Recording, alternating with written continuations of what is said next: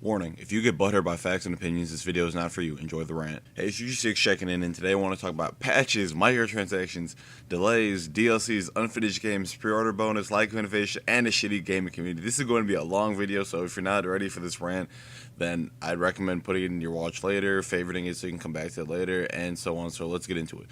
First things first, patches. Let's go way back in the day. I bring this up all the time, and the video doesn't seem to get enough recognition, and I hope this one does. Patches, they feel like a scapegoat so people can release unfinished games. If you're going to make a game, make sure that you take pride in your game so you don't release something as buggy as Battlefield 4 or Ride to Hell Retribution. Make sure that you actually appreciate what you're giving to the market. And the back of what Ubisoft said, they were like, oh yeah, well, DRM isn't really worth it. We just kind of just make better games. Like, if you just made complete games at release with no bugs or minimal bugs, like Titanfall or Watch Dogs, two of the most overhyped games of this generation that have already kind of sat on their asses, they were good releases. There weren't any bugs or any game-breaking bugs at that, and if there were bugs, they were little, and you could still play the game. The only thing is DRM, Ubisoft's just like, oh yeah, well, you play sucks, we're gonna blame piracy and shift the conversation over to that, but we still want you to pre-order games on Uplay. Now, why the fuck do I want to pre-order a game that in this day and age where games are already released buggy and horribly optimized for PC and other consoles? Why would I make myself go through that? Why would I put myself through hell? For example, I made myself for you guys play Battlefield 4 for the first 2 or 3 months. I wanted to kill myself, and still to this day, the map design sucks, and the netcode is still trash. I mean, it's not as good as it was in Battlefield 3, and it's still a shitty community. If you go into the comment section and you type in, oh, what's the objective? Oh, I'm an ex-COD player. People will hate the fuck out of you. I swear the Battlefield community is more toxic than the COD community, but hey, we haven't gotten to the most toxic community, the League of Legends community, but I'll get into that. Actually, no, fuck League of Legends. I tried it once. No, it's like the same damn thing over. It feels like I'm playing Titanfall, except MMO style. So, microtransactions. I only find that microtransactions are beneficiary. We're going to roll with that. Beneficiary in free-to-play games. Microtransactions. Just think about that. If you buy a game, why do you have to pay more to get it? $60 is already a lot for the game. Do you remember going into GameStop with your parents way back in the day when games were already $50 and you're like, oh man, that's so expensive. Why is it $60 now? And we have DLC, so if you get, I'm using Battlefield as another example. If you get Battlefield, you get all the DLC or premium, that's like another $60 or $50. If you get Call of Duty and all the DLC, that's probably like, you're probably going to be paying around $85 or $90 for the full game. Microtransactions, free-to-plays, I get it. They're trying to make money. They'll nickel and dime you to death, and it's your choice. But if it's a pay-to-win, then you have a problem. For example, Ghost Recon Phantoms, you can buy the best guns, best armor, and have no repercussions where you can just sit there and grind. For example, like I said, Ghost Recon Phantoms and Blacklight Retribution, we're just going to call it Blacklight. I haven't played that game in a while, but I just know that if you had physical cash, then you could win the game. And why? It's a free to play. You should even have to pay your money to enjoy the game. But some people choose to because they think it's that good of a game to pay for. And I mean, okay, I get that. I mean, I pay for my anime on Crunchyroll. I pay like $6 a month. It's great. I get an HD on my phone. I mean, they're not gonna nickel and dime me for any of that. Now, delays and DLCs. Oh god, I kind of already covered DLCs, but here's what I have to say about delays. It's quite simple, and it's simple. It's not complicated. You guys ready? When the game is halfway through production, make a gameplay trailer. Fuck CGI trailers. And most importantly, when you're halfway through and it's taking you if it's taking you like what, 4 years to produce half a game, then come out with an announcement trailer and say coming soon, like Kingdom Hearts 3. Kingdom Hearts 3 and Final Fantasy, well, actually, no, just Kingdom Hearts 3. Kingdom Hearts 3, during its trailer, said coming soon. That's very vague. It obviously doesn't mean the next couple of years because it's been almost a decade since we've had a Kingdom Hearts game on the platform or on a legitimate console, not a handheld.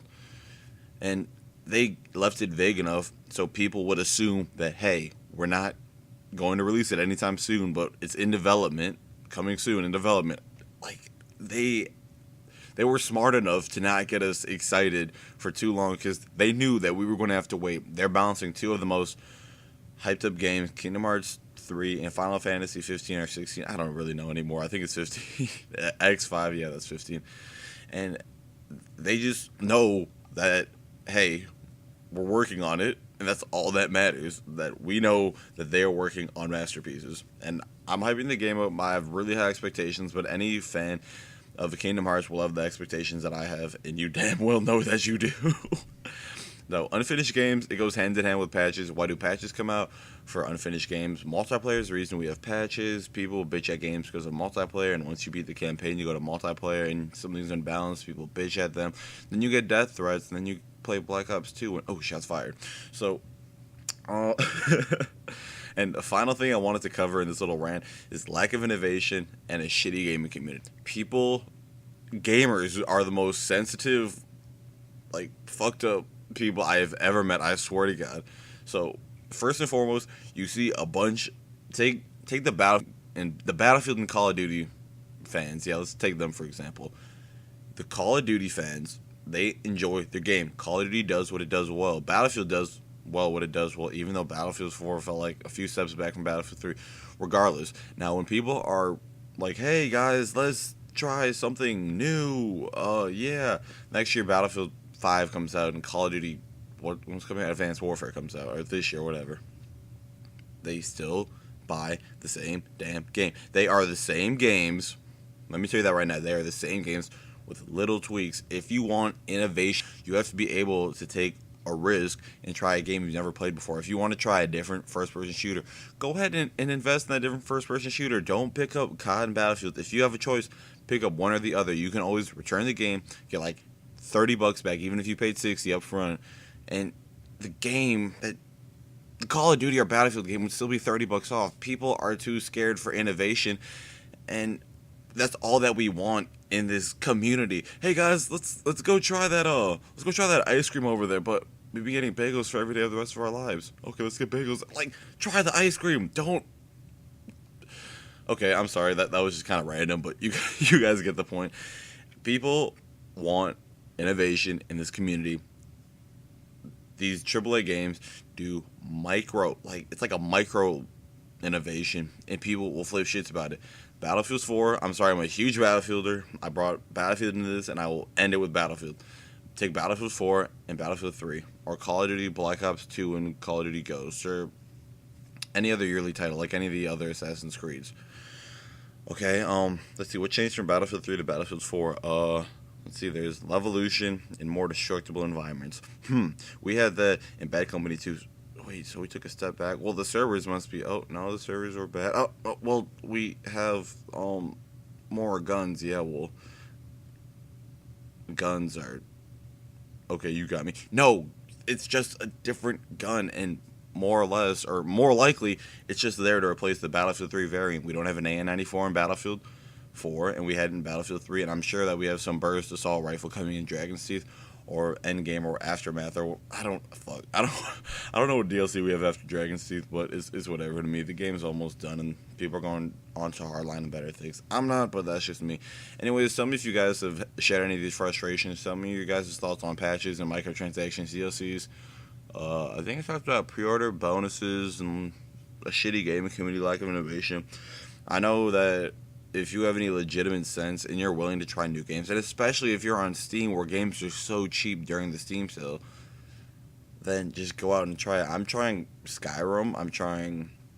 Oh, here, let me actually just open my Steam library right now. I can literally just tell you guys, I've tried Skyrim, I've tried Bioshock, I've tried Street Fighter, and I'm not getting ripped off. I know I can't return the game, but I'm spending $6 on a game, and I'm able to enjoy myself.